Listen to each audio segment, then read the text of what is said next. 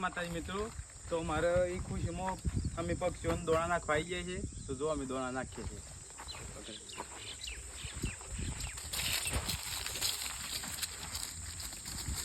બાકી તો બધું એ ખોટું, એક તારો માર્ગ હાચો, માયા કેરી ચાદર ઓઢી પામે રે કશું નહીં જીવતું.